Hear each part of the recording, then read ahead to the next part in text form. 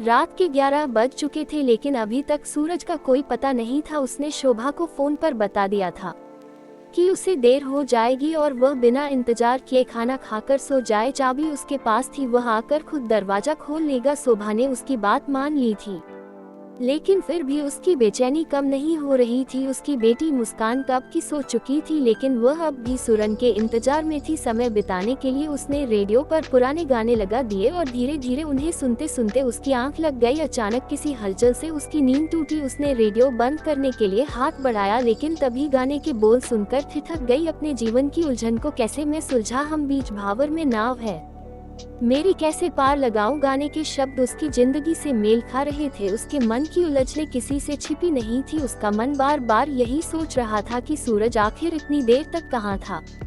क्या वह फिर से वही कर रहा था जिसका उसे डर था। उसे याद आया कि जब सूरज ने पहली बार उसे ऑफिस की रोशनी से मिलवाया था, तब भी उसका व्यवहार कुछ असामान्य था। ये है मेरी पत्नी शोभा, सूरज ने उत्साहित होकर कहा था, और रोशनी यह मेरी बहुत अच्छी दोस्त है। शोभा को तभी से संदेह था, एक पराई स्त्री के प्रति इतना लगाव। फिर बाद में जब सूरज उसे घर छोड़ने भी गया तो संदेह और गहरा हो गया। शोभा को लगता था कि सूरज उससे झूठ बोल रहा है। रात के किसी पहर सूरज घर लौटा और धीरे से शोभा के पास आकर लेट गया। शोभा ने उसकी मौजूदगी महसूस की और तुरंत आंखें खोल दी। सोने दो ना, इतनी देर से कहाँ थे, उसने ऊंधी आवाज में पूछा। काम में फंसा था, जल्दी आने की कोशिश तो की थी। शोभा ने कहा, सच बताओ, रोशनी से मिलकर आ रहे थे ना। सूरज ने तंज भरे लहजे में कहा, अरे नहीं, तुम फिर से वही बात कर रही हो। अब तो मैंने उस कंपनी को भी छोड़ दिया है। सूरज ने सफाई दी। तो फिर देर क्यों होती है।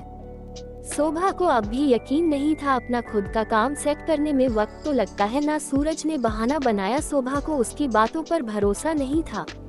उसे वह दिन भी याद था जब वे दोनों साथ में घूम रहे थे और समोसे की दुकान वाला सहजता से पूछ बैठा था, आज बबक मैडम जी नहीं आए। ये सुनकर शोभा के मन में तूफान उठ गया था।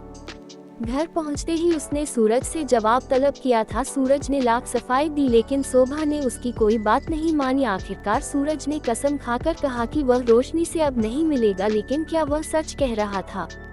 एक दिन शोभा ने ऋचा दीदी को फोन किया। उन्होंने जो बताया वह सुनकर शोभा की आंखें चमक उठी। रोशनी की शादी हो चुकी थी। शोभा ने फोन रख दिया और बिस्तर पर लेट गई। अब सब कुछ बदल चुका था। सूरज के चेहरे की उदासी की वजह उसे समझ में आ गई थी।